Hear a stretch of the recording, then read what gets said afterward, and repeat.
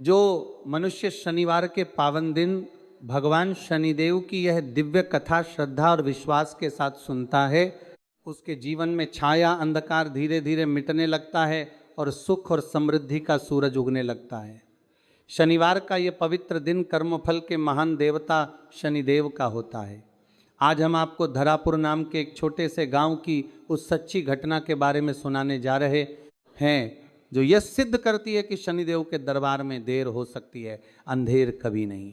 यह कहानी है एक मेहनतकश लोहार की, जिसके भाग्य ने उसे धूल में मिला दिया था, लेकिन उसकी अटूट श्रद्धा और सच्चाई ने उसे उस ऊंचाई पर पहुंचाया जहां तक पहुंचना किसी सामान्य मनुष्य के लिए संभव नहीं होता। अगर आपके जीवन में भी कठिनाइयों का बोझ इतना भारी हो गया है कि आपकी सांसें घुटने लगी हैं, तो शनिदेव की इस पावन कथा को एक बार सच्चे मन और खुले हृदय से सुनिएगा। यह कथा आपको भीतर से हिला देगी, झकझोर देगी और एक नई आशा का दीप जलाएगी। तो आइए मन में श्रद्धा का दीपक जलाकर, हृदय में विश्वास की लौ प्रज्वलित करके इस पावन शनिवार कथा की शुरुआत करते हैं। बहुत समय पहले की बात है, विंध्याचल की पहाड़ियों के बीच बसा एक छोटा सा गांव था जिसका नाम धरापुर था। इस गांव की मिट्टी की अपनी महक थी, यहाँ के लोगों के दिल में अपनी ऊष्मा थी। गांव के बीचों बीच एक पुराना कुआं था जिसके चारों तरफ बरगद की घनी छाया फैली रहती थी। उसी बरगद के पास एक छोटी सी धुआंधार भट्टी थी जिसमें दिन भर आग जलती रहती थी। यह भट्टी थी धरापुर के लोहार हरिभजन की। हरिभजन एक ऐसा इंसान था जिसने जिंदगी में कभी किसी से कोई शिकायत नहीं की।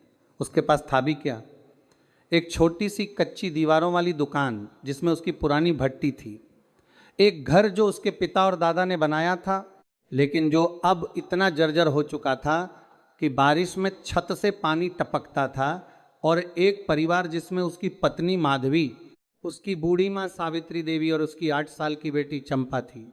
हरिभजन लोहारी के काम में बहुत निपुण था। उसके हाथों से बने हंसिया, कुदाल, दरांती और हल के फाल पूरे इलाके में मशहूर थे।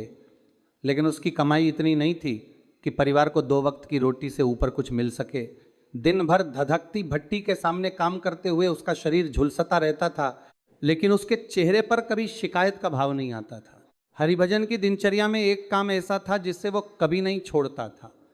हर रोज सुबह जब गांव अभी सोया होता, जब अंधेरा पूरी तरह छंटा भी नहीं होता, तब हरिभजन उठकर सबसे पहले गांव के पूरब छोर पर बने शनिदेव के मंदिर की ओर चल पड़ता। वह मंदिर बहुत पुराना था, उसकी दीवारों पर कई जम गई थी, चबूतरे की ईंटें टूट चुकी थीं, लेकिन हरिभजन को उस मंदिर से एक अजीब सी शांति मिलती थी। वह वहाँ मंदिर को कई जम गई थी, वह वहाँ मंदिर को कई करता था, पहुँचता, झाड़ू से मंदिर परिसर साफ करता, शनिदेव की काली मूर्ति के सामने माथा टेकता और बैठ जाता।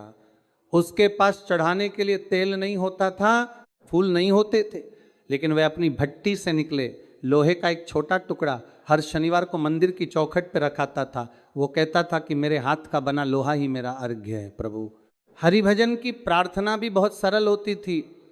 वह हाथ जोड़कर कहता था, हे कर्म फलदाता, मैं आपका सेवक हूँ, मुझे बड़ा आदमी नहीं बनाना, बस इतना चाहिए कि मेरी माँ के बुढ़ापे को सुकून मिले, चाहिए कि माँ के बुढ़ापे को सुकून मिले, मेरी बेटी चंपा पढ़ सके और मेरी पत्नी को कभी भूखा ना सोना पड़े, इससे ज़्यादा मुझे कुछ नहीं चाहिए। ये प्रार्थना सुनकर बरगद की पत्तियाँ हिलती और हरिभजन को ऐसा लगता जैसे शनिदेव उसकी बात सुन रहे हैं। हरिभजन की माँ सावित्री देवी बहुत बूढ़ी हो चुकी थीं। उनकी आंखें अब धुंधला गई थीं और घुटनों में इतना दर्द था कि वे खड़ी भी मुश्किल से हो पाती थीं, लेकिन उनकी आस्था अटूट थी। वे हर शनिवार को काले तिल से भरा एक छोटा पात्र हरिभजन को देती और कहती, बेटा इसे शनिदेव के चरणों में चढ़ा देना। मेरे पाँव नहीं चलते, लेकिन मेरा मन हर दिन उनके दरबार में पहुंच जाता है। हरिभजन माँ के दिए तिल को अपनी छाती से लगाता और मंदिर जाता। माँ की आस्था और उसकी अपनी श्रद्धा के बीच एक अटूट धागा था जो उसे जीवन की हर कठिनाई में बांधे रखता था। अब धरापुर गांव में एक और परिवार था जो हरिभजन के जीवन में उसी तरह था जैसे पत्थर जूते में होता है, यानी हर कदम पर चुभता है लेकिन निकाला नहीं जाता। ये परिवार था देवकांत पटेल का। देवकांत पटेल गांव का सबसे बड़ा जमींदार था। उसके पास सैकड़ों बीघे खेत थे, एक बड़ी हवेली थी और पूरे गांव का वो मालिक की तरह व्यवहार करता था। देवकांत और हरिभजन के परिवार के बीच एक पुरानी दुश्मनी थी। दुश्मनी की जड़ में था वो कुआं जो गांव के बीचों बीच था और जिसके बारे में हरिभजन के दादा का कहना था कि उसे उनके पुरखों ने खुदवाया था और इसलिए उस पर गांव का नहीं बल्कि उनके परिवार का पहला हक है।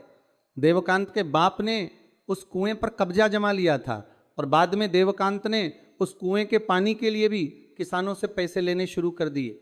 हरिभजन के पिता ने इसका विरोध किया था और तभी से दोनों परिवारों के बीच खाई गहरी हो गई थी। हरिभजन पुरानी दुश्मनियों में विश्वास नहीं रखता था। उसने कई बार देवकांत से हाथ मिलाने की कोशिश की, लेकिन देवकांत को हरिभजन की यह सज्जनता पसंद नहीं थी। वह चाहता था कि हरिभजन उसके सामने झुके, उसे मालिक माने। जब हरिभजन ने यह नहीं किया तो देवकांत ने उसे नीचा दिखाने के छोटे छोटे तरीके अपनाने शुरू कर दिए। वह गांव के लोगों को हरिभजन से लोहारी का काम न करवाने के लिए कहता। उसने एक बाहरी लोहार को गांव में बुलाकर बसाने की कोशिश भी की ताकि हरिभजन का रोजगार छिन जाए, लेकिन हरिभजन के काम की जो लगन और ईमानदारी थी उसके आगे देवकांत की ये चालें कामयाब नहीं हुई। उस साल धरापुर गांव पर एक बड़ी आफत आई। गांव से गुजरने वाली एक नहर जो खेतों की सिंचाई का सहारा थी, वह नहर एक रात भारी बाढ़ में टूट गई। पानी का रुख बदल गया और नहर का पानी जो खेतों की तरफ जाता था वह उल्टी दिशा में बहने लगा। देवकांत पटेल का तो कोई नुकसान नहीं हुआ क्योंकि उसके खेत ऊंचाई पर थे, लेकिन छोटे किसानों और कारीगरों का बुरा हाल हो गया। हरिभजन की भट्टी के पास जो जमीन थी वहां पानी जमा हो गया और उसकी दुकान डूब गई। उसकी सालों की मेहनत से बनाए हुए सारे औजार, सारा लोहा, उसकी धोंकनी, उसके सांचे, सब कुछ पानी की चपेट में आ गए। जब पानी उतरा तो हरिभजन की दुकान का जो हाल था उसे देखकर माधवी के रोते रोते बुरा हाल हो गया। सालों की जमा पूंजी एक ही रात में मिट गई थी। भट्टी की राख पानी में घुल गई थी और जो भी औजार थे वे सब जंग खाकर बेकार हो गए थे। हरिभजन खड़ा होकर यह सब देखता रहा। उसके चेहरे पर आंसू नहीं थे, लेकिन उसकी आंखों की वह चमक भी धुंधली हो गई थी। उसी रात माँ सावित्री देवी बहुत बीमार पड़ गई। ठंड लग गई थी, पानी घर में घुस आया था, ठंडी हवा चल रही थी। सुबह होते होते उनकी हालत बहुत खराब हो गई। वे खाट पर बेहोश पड़ी थी और उनका बुखार आसमान छू रहा था। माधवी ने रोते हुए हरिभजन से कहा, सुनिए, माँ की तबीयत बहुत बिगड़ गई है, दवाई के लिए पैसे चाहिए, घर में एक ढेला नहीं है, क्या करें। हरिभजन ने माँ का माथा छुआ। उनका बदन तवे की तरह तप रहा था, उसका दिल डूबने लगा। उसने माधवी की आंखों में देखा और कहा, चिंता मत करो, मैं कुछ करता हूँ। वो घर से निकल पड़ा। उसके पास जो एक चीज बची थी वह था उसका हुनर, उसके हाथ और उसका ईमान। उसने गांव के कई लोगों के दरवाजे खटखटाए, लेकिन बाढ़ के बाद हर कोई खुद मुश्किल में था। किसी ने 2 रुपए दिए, किसी ने मुंह फेर लिया। हरिभजन के पास जो कुछ इकट्ठा हुआ वह दवाई के लिए पर्याप्त नहीं था। तब हरिभजन के मन में आया कि वह देवकांत पटेल के पास जाए। उसका मन नहीं मान रहा था। वह जानता था कि देवकांत उसे अपमानित करेगा, लेकिन माँ की जान दांव पर थी। उसने शनिदेव का स्मरण किया और देवकांत की हवेली की तरफ कदम बढ़ा दिए। देवकांत हवेली के बाहर अपनी खाट पर बैठा था। उसके आसपास उसके 2-3 चापलूस बैठे थे। हरिभजन को आते देख देवकांत की भौहें तन गईं। उसने कहा, अरे लोहार, आज क्या हवा लाई, भट्टी बुझ गई क्या तेरी।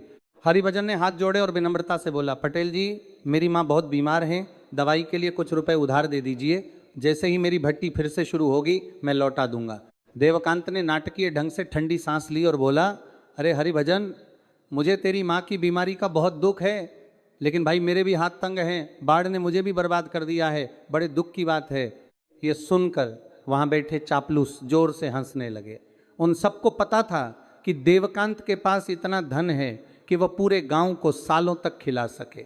हरिभजन की आंखों में आंसू आ गए, लेकिन उसने सर नहीं झुकाया। उसने सीधे देवकांत की आंखों में देखा और शांत आवाज में कहा, पटेल जी, एक दिन शनिदेव इस हंसी का हिसाब जरूर करेंगे। वह कर्मफल के देवता हैं। किसी की माँ की तकलीफ पर हंसने वाले का कर्म भी वे लिख लेते हैं। ये कहकर हरिभजन वापस मुड़ गया।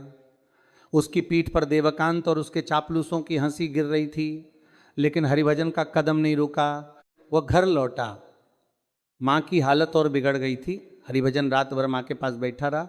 उसने माँ के पैरों की मालिश की उनके माथे पर ठंडे पानी की पट्टी रखता रहा और मन में शनिदेव से प्रार्थना करता रहा। चंपा अपनी दादी के पास बैठकर रोती रही। माधवी ने कुछ पड़ोसिनों से थोड़ा पैसा और कुछ जड़ी बूटी जोड़कर काढ़ा बनाया और माँ को पिलाती रही। रात के सबसे अंधेरे पहर में जब सब थक कर झोंक में बैठे थे, माँ सावित्री देवी ने आंखें खोलीं। उन्होंने हरिभजन का हाथ पकड़ा और धीरे से कहा, बेटा मैं जानती हूँ तू बहुत थका हुआ है, लेकिन मुझे बता तू रोया तो नहीं? हरिभजन ने कहा, नहीं माँ। माँ ने कहा, शनिदेव के भक्त कभी नहीं रोते बेटा, वे जानते हैं कि जो हो रहा है वह उनकी परीक्षा है और परीक्षा में रोने वाले उत्तीर्ण नहीं होते। माँ की यह बात हरिभजन के कानों में घुसकर सीधे उसके हृदय में जा बैठी। अगले दिन सुबह जब सूरज निकला तो माँ की तबीयत थोड़ी संभली। हरिभजन ने मन में ठान लिया कि अब वह टूटेगा नहीं। वह उठा, मंदिर गया, शनिदेव के चरणों में माथा टेका और वापस आकर अपनी टूटी भट्टी की सफाई करने लगा। माधवी ने पूछा, ये क्या कर रहे हैं? हरिभजन ने कहा, भट्टी जलाएगा तो ही लोहा बनेगा। लेकिन भट्टी जलाने के लिए कोयला नहीं था, औजार नहीं थे। हरिभजन के पास केवल उसके हाथ थे और उसका हुनर। उसने गांव के बाहर जंगल में जाकर लकड़ियां काटी, उन लकड़ियों को जलाकर कोयला बनाया, पड़ोसी के टूटे हुए हल्के फाल को जोड़कर काम चलाऊ औजार बनाए। दिन में भट्टी पर काम किया और शाम को उसी जंगल में गया और लकड़ी लाया। हरिभजन की मेहनत देखकर गांव के कुछ लोग पसीज गए। उन्होंने आकर थोड़ा थोड़ा सहयोग किया। धीरे धीरे हरिभजन की भट्टी फिर से जलने लगी। लेकिन देवकांत पटेल ये सब चुपचाप नहीं देख सकता था। हरिभजन का उठना उससे अच्छा नहीं लगता था। उसने एक नई चाल चली। उसने गांव के पंचायत घर में ये अफवाह फैलाना शुरू किया कि हरिभजन की भट्टी से जो धुआं निकलता है वो पास के खेतों की फसल को नुकसान पहुंचाता है। उसने कुछ लोगों को अपनी तरफ करके पंचायत में शिकायत दर्ज करा दी कि हरिभजन की भट्टी को गांव की सीमा से बाहर हटाया जाए। जब ये बात हरिभजन को पता चली तो उसके पैरों तले जमीन खिसक गई। उसकी भट्टी अगर गांव से बाहर चली गई तो उसका काम बंद हो जाएगा, क्योंकि कोई भी ग्राहक दूर जाकर काम नहीं करवाएगा। पंचायत की बैठक में हरिभजन अकेला था। देवकांत के पास गांव के आधे लोग थे जो उसके इशारे पर नाचते थे। पंचायत के मुखिया ने भी दबी जुबान में देवकांत का साथ दिया। हरिभजन ने खड़े होकर कहा, मुखिया जी, मेरे बाप ने यह भट्टी लगाई थी, उनके बाप ने यह भट्टी लगाई थी, 3 पुश्तों से हम इसी भट्टी से जीते हैं। इस भट्टी का धुआं खेतों को नुकसान नहीं करता, ये तो पुराने बुजुर्ग भी जानते हैं। लेकिन किसी की नीयत से ज़्यादा खतरनाक कोई धुआं नहीं होता, वह धुआं जरूर इंसान को बर्बाद करता है। देवकांत ने तिरस्कार भरी हंसी हंसते हुए कहा, देखो देखो, लोहार को भाषण देना आ गया, जा जा अपनी भट्टी उठा और निकल, ये गांव मेरा है और यहाँ मेरी बात चलती है। पंचायत के मुखिया ने झिझकते हुए फैसला सुनाया कि हरिभजन को अगले 15 दिनों में भट्टी हटानी होगी। हरिभजन वहां से उठा। उसके मन में आंधी चल रही थी, लेकिन वह चुपचाप घर लौट आया। उस रात वह सो नहीं सका। वह खाट पर लेटा छत को देखता रहा। माधवी भी जानती थी कि हरिभजन सो नहीं रहा। वह पास आई और धीरे से बोली, सुनिए, अगर भट्टी हटाना पड़े तो हटाएंगे। जहां शनिदेव का भक्त बैठता है वहीं से उसका काम होता है, आप चिंता मत कीजिए। हरिभजन ने पत्नी की बात सुनकर आंखें मूंद लीं। उसने मन में शनिदेव को पुकारा। उसने कहा, हे प्रभु, मैं थक गया हूँ, अपनी माँ के लिए दवाई नहीं जुटा पाया, अब भट्टी भी जाने वाली है। मेरे जैसे साधारण इंसान के लिए इस दुनिया में जगह है या नहीं? मैंने कभी किसी का बुरा नहीं सोचा, मैंने कभी झूठ नहीं बोला, मैंने कभी किसी का हक नहीं छीना। फिर ये आपते क्यों? फिर भी मेरे मन में यह विश्वास है कि आपका दरबार खाली नहीं लौटा था। इसलिए हे न्यायकारी, मुझे रास्ता दिखाइए। उस रात आसमान में बादल छा गए और एक शीतल हवा चली। हरिभजन की थकी हुई देह को जैसे किसी ने थपथपाया और उसकी आंख लग गई। सुबह जब हरिभजन की आंख खुली तो उसने देखा कि उसकी बेटी चंपा उसके सामने खड़ी है। उसकी आंखें चमक रही थीं। उसने कहा, बाबा, मुझे बहुत अच्छा सपना आया। मैंने देखा कि हमारी भट्टी के नीचे की ज़मीन में एक काला और भारी पत्थर है, उसे निकालने पर बहुत अच्छी चीज़ मिलेगी। चंपा की बात सुनकर हरिभजन का दिल एक अजीब सी हलचल से भर उठा। उसने बेटी के सिर पर हाथ फेरा और उसे गोद में उठाकर अपने सीने से लगा लिया, लेकिन वह बात उसके मन से निकली नहीं। अगले दिन शनिवार था। हरिभजन उस दिन बहुत जल्दी उठा। उसने मंदिर जाकर शनिदेव के चरणों में माथा टेका, आरती की। माँ के लाए हुए काले तिल चढ़ाए और बहुत देर तक वहीं बैठा रहा। उसे एक अजीब सा सुकून मिल रहा था। जाते जाते उसने शनिदेव की मूर्ति की तरफ देखा। उसे लगा कि मूर्ति की आंखें उसे देख रही हैं। वह एक पल के लिए जड़ हो गया। घर लौटकर उसने भट्टी के पास खड़े होकर चारों तरफ देखा। चंपा के सपने की बात अभी भी उसके जेहन में थी। उसने भट्टी के नीचे की जमीन पर नजर डाली। वहां की जमीन सालों की आग की गर्मी से काली और कठोर हो गई थी। हरिभजन को याद आया कि उसके बाप ने एक बार कहा था कि इस भट्टी के नीचे की मिट्टी अजीब है, यहाँ लोहा पिघलता है लेकिन जमीन और गर्म होती जाती है। हरिभजन ने अपना फावड़ा उठाया और भट्टी के बगल में जमीन खोदने लगा।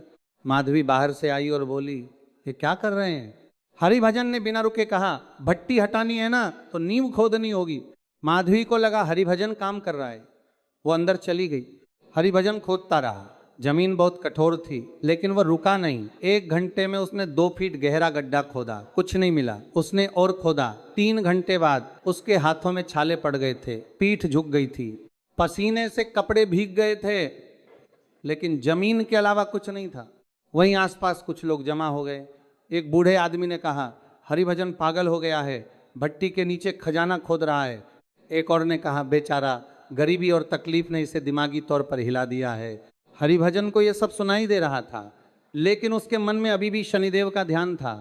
उसने मन में कहा, प्रभु अगर आपका आदेश है तो कुछ तो होगा। उसने फावड़ा फिर से जोर से मारा और तभी एक ऐसी आवाज आई जिसने हरिभजन का दिल रोक दिया। खनन, ये आवाज धातु से धातु के टकराने की नहीं थी। ये आवाज पत्थर से पत्थर के टकराने की थी, लेकिन वो पत्थर असाधारण था। नीचे से एक गहरी गूंजती हुई आवाज उठी जैसे जमीन के भीतर से कोई बोल रहा हो। हरिभजन ने हाथ से मिट्टी हटाई। नीचे एक बड़ा सा काला पत्थर था, इतना काला और इतना चमकीला कि उस पर सूरज की रोशनी पड़ते ही आंखें चुंधिया जाएं। हरिभजन का हाथ कांप रहा था। उसने धीरे से उस पत्थर को छुआ। पत्थर को छूते ही उसके हाथ में एक विचित्र ऊष्मा दौड़ गई, जैसे किसी ने उसकी थकान एक पल में चुरा ली हो। वहां खड़े लोगों की सांसें रुक गईं, सब चुप हो गए। हरिभजन ने ध्यान से उस पत्थर को देखा। उस पर एक चक्र बना हुआ था और उस चक्र के बीच में एक आकृति थी जो शनिदेव के वाहन कोई जैसी दिखती थी। हरिभजन की आंखें भर आईं। उसने दोनों हाथ जोड़े और उस पत्थर के सामने माथा टेक दिया। तभी वहां से गुजर रहे एक बुजुर्ग पंडित जी ने, जो तीर्थ यात्रा से लौटकर धरापुर आए थे, उस पत्थर को देखकर चौंका कर कहा, ये तो शनि शिला है। मैंने सुना था कि पुराने जमाने में किसी महान संत ने इस पत्थर को इस गांव की रक्षा के लिए जमीन में स्थापित किया था। यह बहुत दुर्लभ पत्थर है, इसकी ऊर्जा असाधारण होती है। जिस भी धरती पर यह स्थापित होता है वहां शनिदेव की विशेष कृपा रहती है। ये सुनकर वहां खड़े लोगों में एक सनसनी फैल गई। देखते ही देखते गांव की ओर लोग वहां आने लगे और तभी देवकांत पटेल भी अपने 2 चापलूसों के साथ वहां आ पहुंचा। उसने पत्थर देखा, पंडित जी की बात सुनी। उसके लालची मन में तुरंत एक विचार कौंधा। उसने सोचा कि इतना दुर्लभ पत्थर तो शहर में बड़े दाम पर बिक सकता है। देवकांत ने आगे बढ़कर कहा, यह मेरी जमीन पर निकला है इसलिए यह मेरा है। हरिभजन ने खड़े होकर कहा, पटेल जी यह भट्टी मेरे पुरखों की है, ये जमीन हमारी है। देवकांत ने कहा, हमने तो पंचायत में फैसला करवा दिया है कि ये जमीन खाली करनी होगी। जो जमीन तुम छोड़ोगे वह किसकी होगी? मेरी। तो उसमें से निकला ये पत्थर भी मेरा। पंडित जी ने धीमे लेकिन दृढ़ स्वर में कहा, देवकांत जी शनि शिला कोई सोना चांदी नहीं है जो बाजार में बेची जाए। ये एक पवित्र वस्तु है, इसे जो उठाए उसकी नीयत शुद्ध होनी चाहिए, अन्यथा ये उठाने वाले को ही ले डूबेगी। देवकांत ने तिरस्कार से कहा, आप पंडित जी पूजा करिए, व्यापार मुझ पर छोड़िए। और उसने अपने आदमियों को इशारा किया कि वे पत्थर उठाएं। जैसे ही देवकांत के आदमी पत्थर की तरफ बढ़े, आसमान में एक बड़ा बदलाव आया। जो आसमान अभी तक साफ था उसमें तेजी से काले बादल घुमड़ने लगे। हवा का रुख बदल गया। एक ठंडी और तेज हवा चली जिसने वहां खड़े सब लोगों को हिला दिया। देवकांत के आदमी रुक गए। तभी बादलों की गर्जना हुई और एक बिजली चमकी। उस बिजली की रोशनी में उस पत्थर पर बनी चक्र की आकृति चमक उठी। देवकांत के एक आदमी ने पत्थर को पकड़ने की कोशिश की और तभी जाने कहां से उसकी उंगली पर एक काला कौवा झपट्टा मार गया। आदमी दर्द से चिल्लाया और पीछे हट गया। देवकांत खुद भी डर गया, लेकिन उसका लालच डर से बड़ा था।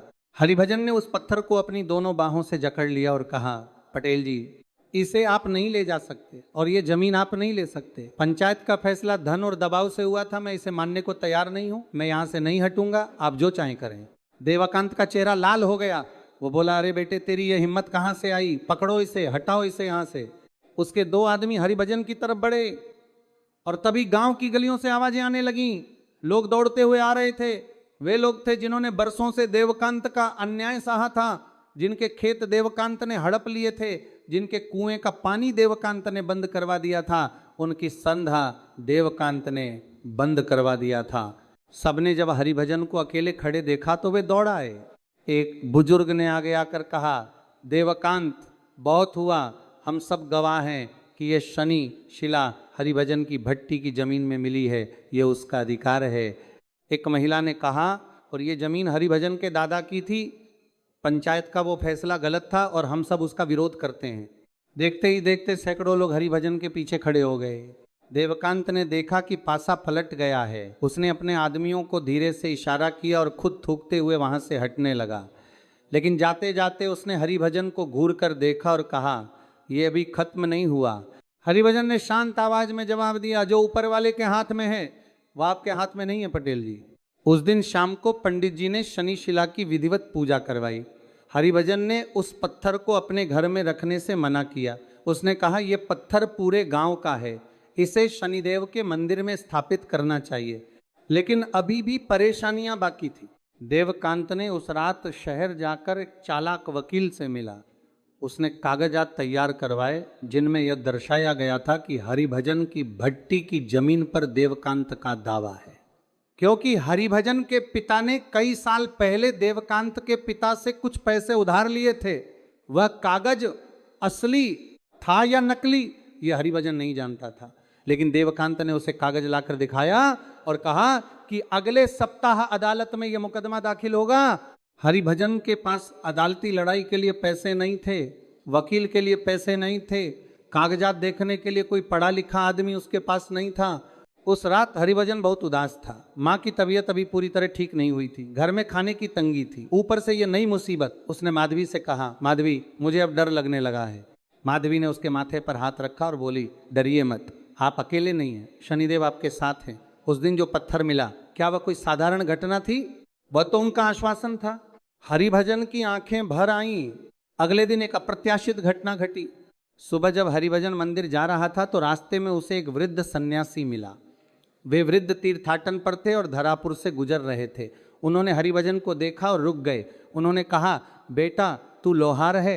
हरिभजन ने कहा, हाँ बाबा। सन्यासी ने कहा, मुझे कुछ जरूरी औजार चाहिए जो आजकल कहीं नहीं मिलते। पुराने तरीके के खांचेदार तांबे के कड़े मेरे यजमान को चाहिए और वे बहुत बड़े जमींदार हैं। अगर तू ये बना दे तो वे अच्छे दाम देंगे। हरिभजन की आंखें चमक उठीं। ये काम वह जानता था। उसके दादा इसी तरह के पुराने ढंग के औजार और आभूषण बनाते थे। उसने सन्यासी को हाँ कर दी। 3 दिन में हरिभजन ने वे कड़े बनाए। उसकी पुरानी कला और उसके हाथ की महारत ने उन कड़ों को ऐसा रूप दिया जो सचमुच अद्भुत था। सन्यासी ने कड़े देखे और प्रसन्न होकर बोले, ये तो कमाल है, मैंने ये शैली कहीं नहीं देखी। उन्होंने जो मूल्य दिया वह हरिभजन की कई महीनों की कमाई से ज़्यादा था। उस धन से हरिभजन ने माँ की दवाई ली, घर में अनाज लाया और एक छोटे से वकील से मुलाकात की जो ईमानदार था और गरीबों के लिए काम करता था। उस वकील ने देवकांत के कागजात देखे और कहा, यह कागज असली नहीं है, इस पर जो मुहर है वह उस जमाने की नहीं है, यह जालसाजी है। यह सुनकर हरिभजन के हृदय में जैसे प्रकाश का एक बड़ा दीप जल गया। अदालत में जब यह मामला गया तो देवकांत के कागज की जांच हुई और वे नकली साबित हुए। देवकांत को न केवल शर्मिंदगी उठानी पड़ी बल्कि जालसाजी के आरोप में उस पर मुकदमा भी चला। देवकांत की जो हवेली थी उस पर भी पहले से कई लोगों के दावे थे जिन्हें उसने दबा कर रखा था। जब एक मुकदमा खुला तो सब खुलते चले गए। देखते ही देखते देवकांत की नींद खोखली होने लगी। लेकिन इस सब में अभी और परीक्षाएं बाकी थीं। शनि शिला मिलने के बाद से धरापुर में एक अजीब सी ऊर्जा आ गई थी। दूर दूर से लोग उस पत्थर के दर्शन करने आने लगे थे। पंडित जी ने कहा था कि इस पत्थर को मंदिर में स्थापित किया जाए। हरिभजन ने उस काम के लिए अपनी पूरी कमाई लगाने का संकल्प लिया। लेकिन मंदिर की मरम्मत के लिए पैसे चाहिए थे और अकेले हरिभजन के पास उतने पैसे नहीं थे। उसने गांव में घर घर जाकर लोगों से निवेदन किया, कुछ ने दिया, कुछ ने मना किया। जिन्होंने दिया उनके योगदान से धीरे धीरे काम शुरू हुआ। हरिभजन खुद दिन में लोहे का काम करता और शाम को मंदिर की मरम्मत में हाथ बंटाता। उसके हाथ से ही मंदिर के लोहे के दरवाजे बने, चबूतरे की लोहे की जाली बनी। उसने वह काम निःशुल्क किया। जिस दिन शनि शिला को मंदिर में स्थापित किया गया उस दिन पूरे गांव में एक उत्सव जैसा माहौल था। शनिवार का दिन था। पंडित जी ने विधि पूर्वक पूजा करवाई। हरिभजन की मां सावित्री देवी को चारपाई पर लिटाकर मंदिर लाया गया। उन्होंने अपनी धुंधली आंखों से उस काले पत्थर को देखा और उनके होठों पर एक शांत मुस्कान आई। उन्होंने हरिभजन का हाथ थाम कर कहा, बेटा अब मुझे चिंता नहीं, मेरा बेटा शनिदेव का सेवक है, उसका घर सदा भरा रहेगा। शनिशिला स्थापना के बाद धरापुर में जो बदलाव आया वह धीरे धीरे लेकिन गहरा था। उस सन्यासी ने जिनसे हरिभजन मिला था उन्होंने अपने यजमान बड़े जमींदार को हरिभजन के काम के बारे में बताया। उस जमींदार ने हरिभजन को बुलाया और उससे एक बड़ा ऑर्डर दिया। उसे अपने महल के लिए सजावटी लोहे की जालियां और दरवाजे चाहिए थे पुरानी शैली में। ये काम करने के लिए हरिभजन को कारीगर रखने पड़े। उसने गांव के उन लोगों को काम दिया जो बाढ़ में बर्बाद हो गए थे। धीरे धीरे उसकी एक छोटी सी कार्यशाला बन गई। हरिभजन का नाम दूर दूर तक फैलने लगा। उसके काम की तारीफ होने लगी। लेकिन हरिभजन जितना बड़ा होता गया उतना ही अधिक विनम्र होता गया। उसने कभी नहीं भूला कि वो कहाँ से आया था। उधर देवकांत की जिंदगी उलटी दिशा में चल रही थी। अदालत में एक मुकदमे के बाद दूसरा मुकदमा। उसकी जमीनें उन लोगों को वापस दिलाई गईं जिनसे उसने धोखे से ली थी। हवेली पर भी दावे उठे। उसके जो मुसाहिब थे वे सब पहले उससे दूर हटे, फिर उसके खिलाफ गवाह बन गए। एक दिन देवकांत को जब शहर से लौटना था तो उसकी गाड़ी रास्ते में गड्ढे में उतर गई। वह स्वयं बाल बाल बचा लेकिन उसकी गाड़ी बर्बाद हो गई। उसे उस रात एक छोटी सी ढाबे में रात गुजारनी पड़ी। हवेली में वह अकेला था क्योंकि उसके नौकर भी एक एक करके जा चुके थे। एक शाम देवकांत धारापुर की सड़क पर पैदल चल रहा था। उसके कपड़े मैले थे, चेहरे पर थकान थी। हरिभजन अपनी कार्यशाला से निकल रहा था। उसने देवकांत को देखा। देवकांत ने नजरें झुका ली। उससे शर्म आ रही थी। हरिभजन पास आया और बोला, पटेल जी आप ठीक हैं? देवकांत ने कहा हाँ। हरिभजन ने कहा चलिए थोड़ा पानी पिए। देवकांत ने इनकार किया लेकिन हरिभजन ने उसे हाथ पकड़कर अंदर ले गया। वहां बैठकर जब दोनों आमने सामने थे तो देवकांत की आंखें भर आईं। उसने कहा, हरिभजन मैं तेरे साथ जो किया वह माफ करने लायक नहीं है, लेकिन मैं माफी मांगने आया हूं। शायद शनिदेव ने मुझे इसीलिए इस हाल में पहुंचाया। हरिभजन ने कहा, पटेल जी जो हो गया उसे हम दोनों भूल जाएं। ये गांव हम सबका है, आप यहीं रहेंगे, मुझे खुशी होगी। देवकांत की आंखों से आंसू गिरे। उसने पहली बार किसी ऐसे इंसान को देखा था जो इतनी तकलीफ देने के बाद भी बुराई का बदला भलाई से दे सकता है। हरिभजन ने माधवी को बताया। माधवी ने बिना कोई प्रश्न किए देवकांत के लिए खाना बनाया। माँ सावित्री देवी ने देवकांत के सिर पर हाथ रखा और कहा, बेटा बुरे काम का फल मिला, अब अच्छे काम का फल भी मिलेगा। देवकांत उस रात बहुत देर तक वहां बैठा रहा। उसने अपनी पूरी जिंदगी में इतनी शांति कभी महसूस नहीं की थी। धीरे धीरे देवकांत भी बदलने लगा। वह हरिभजन की कार्यशाला में काम करने लगा। उसे लोहे का काम नहीं आता था लेकिन वह हिसाब किताब अच्छी तरह समझता था। हरिभजन ने उसे वह काम सौंपा। लेकिन शनिदेव की परीक्षाएं अभी पूरी नहीं हुई थीं। एक दिन शहर से एक बड़ा व्यापारी आया। उसका नाम था मगनलाल। वो बहुत धनी था और बहुत चालाक भी। उसने हरिभजन की कार्यशाला की तारीफ सुनी थी और वो एक बड़ी साझेदारी का प्रस्ताव लेकर आया था। मगनलाल ने कहा, हरिभजन जी आपकी कला बहुत कीमती है, मैं आपके साथ मिलकर शहर में एक बड़ा उद्योग खड़ा करना चाहता हूँ। आप अपना हुनर लाइए, मैं पैसा लाता हूँ, 2 साल में आप करोड़पति बन जाएंगे। हरिभजन को ये प्रस्ताव बहुत आकर्षक लगा। उसने मगनलाल को हाँ कह दी। माधवी ने उस रात धीरे से कहा, मुझे यह व्यापारी ठीक नहीं लगता, इनकी आंखें झूठ बोलती हैं। हरिभजन ने कहा, माधवी तुम चिंता मत करो, मैं जानता हूँ क्या करना है। लेकिन माधवी की बात में सच्चाई थी। मगनलाल ने जो साझेदारी का कागज तैयार किया उसमें एक धारा ऐसी थी जो हरिभजन को पढ़नी नहीं आई।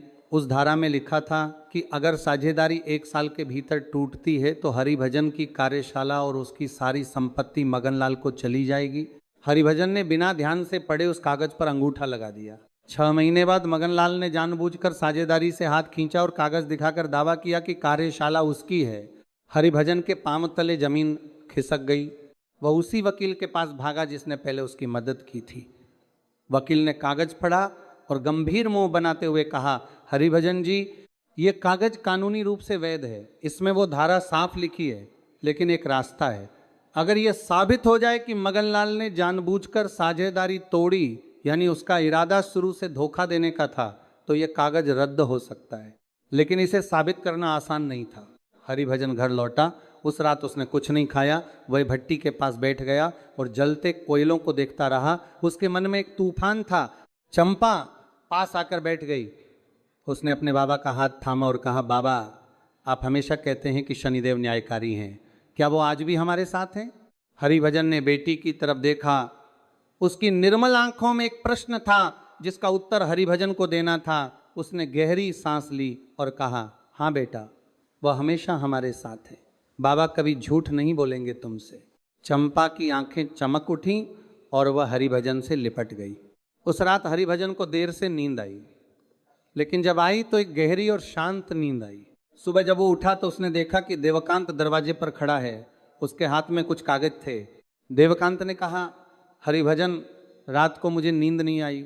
मैं सोचता रहा कि तूने मेरे साथ जो भलाई की उसका बदला मैं कभी चुका नहीं सकता, लेकिन एक काम कर सकता हूँ।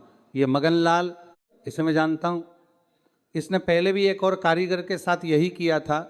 उस कारीगर के पास अभी भी वे कागजात हैं जो यह साबित करते हैं कि मगनलाल की नीयत शुरू से धोखे की रही। अगर वे कागजात अदालत में पहुंच जाएं तो तेरा काम बन जाएगा। हरिभजन की आंखें भर आईं। उसने देवकांत के हाथ थाम लिए। देवकांत ने कहा, मुझे माफ कर दे हरिभजन, मैंने तेरे साथ जो किया वह पाप था। अब मुझे मौका दे कि मैं कुछ अच्छा कर सकूं। वकील ने उन पुराने कागजात को अदालत में पेश किया। मगनलाल की जब जांच हुई तो उसके और भी कई धोखे सामने आए। अदालत ने न केवल उसका दावा खारिज किया बल्कि उस पर जुर्माना भी लगाया। जब यह फैसला हरिभजन को मिला तो वह सीधे मंदिर गया। शनिवार का दिन था। उसने शनिदेव के चरणों में लंबे समय तक माथा टेके रखा। उसकी आंखों से आंसू बह रहे थे। वह बोलने की कोशिश करता तो गला रुंध जाता। पंडित जी वहां थे। उन्होंने हरिभजन के कंधे पर हाथ रखा और कहा, बेटा, शनिदेव कभी अपने सच्चे भक्त को अकेला नहीं छोड़ते। उन्होंने तुम्हें कठिनाइयाँ दी, लेकिन हर कठिनाई के साथ एक रास्ता भी दिया। यही उनकी कृपा का तरीका है। हरिभजन ने पूछा, पंडित जी, आपने कहा था कि जो शनि शिला मिली है वह साधारण है, क्या उसका कोई और महत्व भी है? पंडित जी ने कहा, बेटा, शनि शिला का महत्व उस व्यक्ति के लिए सबसे अधिक होता है जिसे वो मिलती है। ये शिला उसे नहीं मिलती जो शक्तिशाली हो, ये उसे मिलती है जो सच्चा हो। तुम सच्चे थे इसलिए यह तुम्हें मिली। अब इसकी ऊर्जा इस पूरे गांव की रक्षा करेगी। इसके बाद धरापुर में जो समय आया वह सचमुच बदला हुआ था। हरिभजन की कार्यशाला में अब और कारीगर थे। काम बढ़ गया था। उसने उन गांवों के युवकों को भी काम सिखाया जो बेरोजगार थे। उसने कभी किसी को मजदूरी देने में कंजूसी नहीं की। उसने हमेशा यही सोचा कि जो शनिदेव ने दिया है वो मेरा नहीं, ये उनकी अमानत है जिसे मुझे दूसरों तक पहुंचाना है। माँ सावित्री देवी की तबीयत धीरे धीरे सुधरने लगी। वे अब बैसाखी के सहारे मंदिर तक जाने लगीं। हर शनिवार को माँ और हरिभजन और माधवी और चंपा चारों मंदिर जाते। चंपा फूल चढ़ाती, माधवी आरती करती, माँ तिल चढ़ाती और हरिभजन अपने हाथ से बना एक नया लोहे का दीपदान मंदिर को देता। यह उनकी हर शनिवार की रीत बन गई थी। चंपा अब गांव की पाठशाला में पढ़ती थी। वह बहुत कुशाग्र थी। पंडित जी कहते थे कि इस लड़की में असाधारण प्रतिभा है, उसे आगे पढ़ाओ। हरिभजन ने चंपा को शहर के अच्छे विद्यालय में भेजने का फैसला किया। माधवी को पहले डर लगा, बेटी को दूर भेजना कठिन था, लेकिन हरिभजन ने कहा, माधवी, हम इसे इसलिए नहीं पढ़ाएंगे कि ये बड़ी होकर हमारी सेवा करे, हम इसे इसलिए पढ़ाएंगे कि ये बड़ी होकर किसी और की बेटी के काम आए। माधवी ने कहा, यह बात तो शनिदेव के भक्त ही सोच सकते हैं।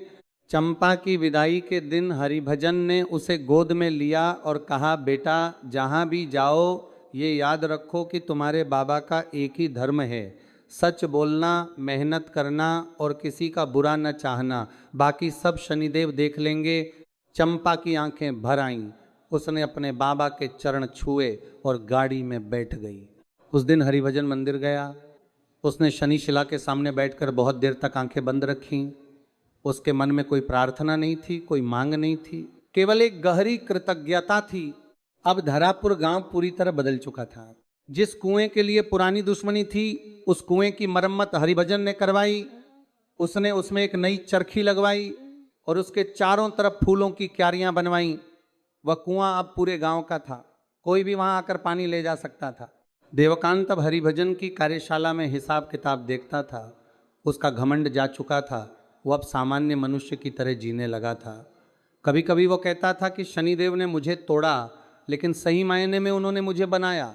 पंडित जी ने एक बार हरिभजन से कहा, बेटा तुम्हारी कहानी मुझे बहुत कुछ सिखाती है।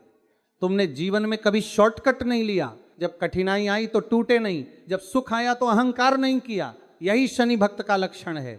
हरिभजन ने कहा, पंडित जी मुझे नहीं पता मैं कितना अच्छा भक्त हूँ, लेकिन इतना जानता हूँ कि जब भी मैंने शनिदेव के दरवाजे पर माथा टेका मुझे ताकत मिली। ये ताकत पैसे से नहीं मिलती, ये ताकत भरोसे से मिलती है। महीने बीते, मौसम बदले। एक शनिवार की सुबह थी, हरिभजन मंदिर में था, आरती हो रही थी। तभी एक दूत दौड़ता हुआ आया और बोला, हरिभजन जी आपके घर से संदेश आया है, चंपा बेटी का पत्र आया है। हरिभजन मंदिर से निकला, घर आया।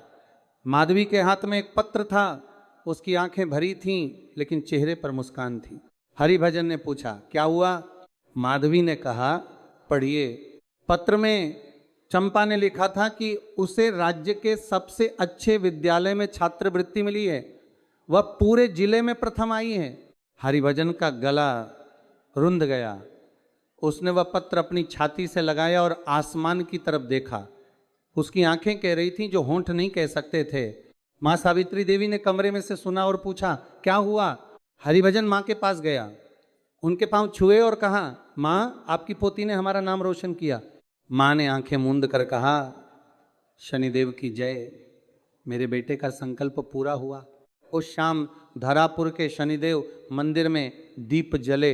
हरिभजन ने अपने हाथ से बनाया एक विशेष दीपदान मंदिर में रखा, जिसमें 100 दीपक जल सकते थे। उसने वे 100 दीप जलाए। एक एक दीप जलाते समय उसके मन में एक एक उपकार का स्मरण था जो शनिदेव ने उस पर किया था।